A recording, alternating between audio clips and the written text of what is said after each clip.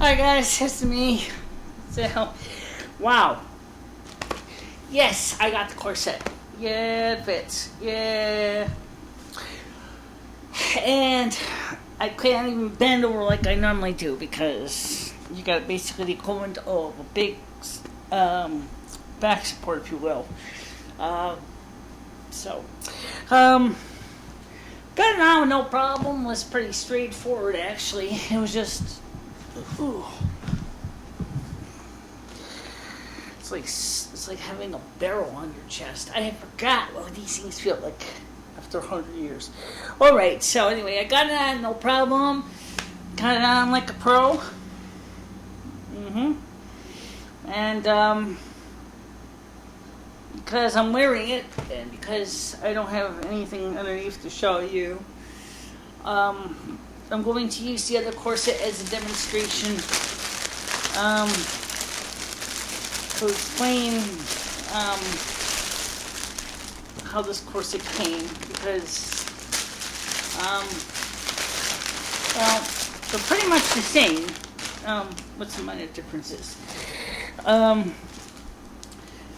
First of all, this is a lot smaller than the one I got. Okay? And first thing, number one, I first put it on upside down. Oops. I had to flip it over. So I had to struggle to get into the reverse piece on it. Now, let me explain my mistake on this one. When I said I put it on backwards. You'll see that you got this part here. I thought that this was the bottom. And I thought this was the top. Okay, if you think that's confusing. So this way it goes on just like this. And you put it on your trunk of your body.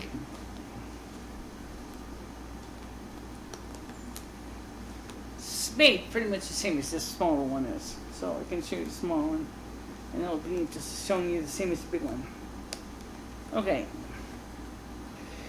With one difference, they did not already have the laces on it. I had to lace it myself, which wasn't too bad. It took me about an hour to do.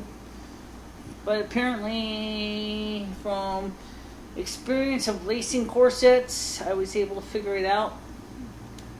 Because after all, you live on the, grew up in the farm in Montana, you learn to do shit like that. Now, I showed you, or I'm going to show you, another video at the same time of the stereo or hi-fi setup we have in the yellow house for records. And that was a pretty exciting day to be able to play records. And by the way, how does it feel to wear this thing? I'm actually surprised it actually feels pretty good. I did my best not to tight lacing it, because I said to break it in gently. Well, that's kind of relative, you know? What's gentle to one person is not gentle to me. I mean, like I said, I wore these things back in the Victorian era. I certainly know how to lace them pretty good. That's what I want to. Alright, so I'm going to save the smaller one because you might want to use it in case I lose enough weight I can put it on. One difference was the smaller one came with a G-string, and yes, I checked to see if it fits, and it does. So I can wear the G-string. It's kind of cute. No, I don't want to do it with G-string, but so it's some of the stuff that we got. And am I going to sleep with this thing on? yeah, you know what? I might try just to break it in some and get my body used to it. How does my body feel all the same? I'm so hot right now. The sweat is just pouring out of my head. That's why I didn't put any makeup on before I came on camera, because it's just too hot to put makeup on, and then it's gonna run all over the place. So right now I'm trying to get some cleaning done at the Yellow House and things like that. So it's just. By the way, is the heat gonna break? Yeah, it's gonna probably break by Sunday of next week. By the way, what does it feel like? This thing, as I said, I know it's already, even though it's not really an illusion. You can see here that now you can see that my waist has been nipped in a bit. Okay, this has got very strong boning on it. This is designed for people who need extra firm control. A corset, unlike a girdle, can crimp in easily 5 to 6 inches, whereas a girdle can only go up to 2 inches tops. So if you want to wear Victorian clothing, or Renaissance pieces, you got to have a corset in your collection. Okay. Corsets right now are becoming very popular again. The only thing is, I notice a lot of people are doing is some goth punk scenes, you see them wear them over their clothing. They're not supposed to be worn over your clothing, they're supposed to be worn under your clothing, like I'm wearing it. And as you can see, it provides a very firm sense of control. And it also helps to improve your back, and it also helps to improve your posture. But unfortunately, I can't, I feel like the Tin Man here. I can't bend, really. I'm used to bending from my waist. I can't. I can bend from my hips down, I can bend from my neck, I can bend some of my shoulders, but I can't crouch into a tiny little fetal wall with this thing. But that's good, though, because that is also going to be providing me good lumbar support for my back, which is what I need in the first place. So,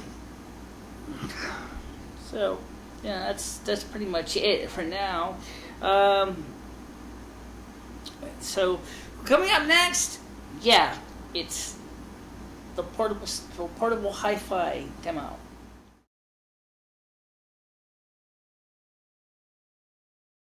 Today I'm going to show you kind of a mix of the newer technology and older technology together. What you're looking at here is an original Voice of Music 1955 speaker. The pilot light in the bulb in front is burned out, but I can put a new bulb in, that's no problem. I just recently got cleaned all the controls on it. The original capacitor's still good. And that's part of the old system. The new system, never mind all the tape on it, that's how because I have to ship it, because it's, the controls are, this is belt drive turntable. It's a piece of shit, if you ask me. It's got it's a realistic turntable. It's an old Lab 1000 as part of a component system. I replaced the original static magnetic cartridge with a ceramic, because this thing here does not have a preamp for magnetic. The speed's staying pretty consistent. It's got 33 and 45. We were having some technical mites with it, and right now it's working. And I know that the last time I saw a video, and they didn't get bleeped out, they were using the same song I'm going to use for part of the video. And by the way, let me give you a little bit of information about this box here. This is definitely one of those nice integrated speakers with a nice little monoblock. It's got a, technically, it's a 12 watts amplifier. It's a monaural amplifier. And the speaker on it must have close to almost 100 SPL, because this thing really jams. I'm not kidding you. This thing gets really wicked loud. It has a microphone hookup on the side, on the top there, and there's also a connection on the sides of the monoblock here for connecting in an external speaker. There is no headphone jack, and I suppose that could be added without too much of a hassle if you really wanted it. It's got your basic treble, bass, volume. It's like a lot of the older stereos at the time. You turn the treble totally counterclockwise to turn it off. I don't know why they didn't put on the volume control instead, but that's the way it is. The amplifier inside has got a 6V6 tube, a 12AT7 for the preamp tube, and it looks like there's one more tube which appears to be the full wave rectifier. I'm not sure what model it is. I couldn't quite read the number. Fortunately enough, like I said, it was just the dirty controls, and the only problem I got a problem with this is the fact is that this is using Marshall RC plugs. If you ever seen a Marshall RCA plug, this is not it. It's got a longer tail on it. It sticks out by about another 1/4 inch. So it's sometimes making connections to the stereo is hit and miss. I say it's a stereo, it really should be called a hi-fi unit. It's not really stereo by any stretch of the imagination. I'm going to put a record on. I'll play a little bit of a song, and hopefully that YouTube is going to bear with me. This has got a really nice system here. It's a 2-way speaker. It has a woofer and a tweeter. It has a very nice bass reflex design that sends the sound right back to the cabinet here. This guy, as I said, is insane. I love this amplifier. I loved it enough that I restored it to its operational condition. This thing is the best amplifier I ever had for portable usage, and it can work with my iPhone, but I'm redoing my videos with iPhone, so right now it's not an option. So let's put a little bit on some record here. This is Patsy Cline. And as I said, this turntable is a piece of crap, but I'm not going to lie about it. It does work, but it's just crappy. It's cheap. It's garbage, but, well, right now that's all I got. I'm not going to my house to put my big stereo on. That was my fault. I accidentally tapped the turntable on my foot.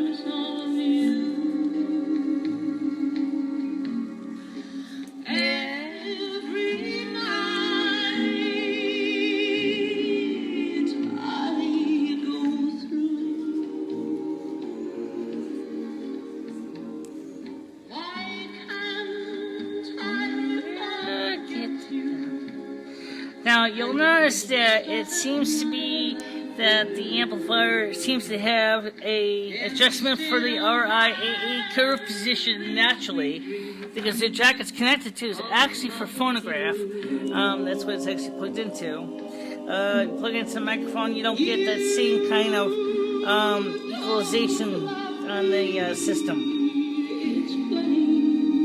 And you can hear how good that sounds. If I back up, because I'm sitting like right on top of the thing.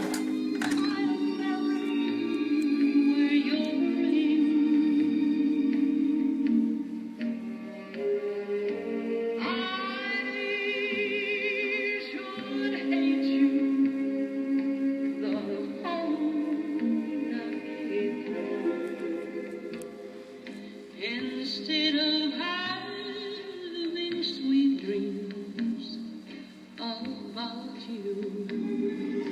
And you can see that the auto eject does work. I was having some problems with the system earlier. This is my portable setup, because my beautiful Gerard 205 turntable could have been brought down, but that has a magnetic cartridge in it instead of a ceramic. And if I had an extra Gerard head shell, I could put that same cartridge into the Gerard head shell, and then I could have brought that turntable down here instead, because this is a full record changer, whereas this is just a single record player. This doesn't play change records automatically. So you can see I got my music with me, all kinds of records and things like that. Don't forget to like, dislike, comment below, share with your friends and enemies, and of course subscribe, and I'll talk to you soon. Bye bye.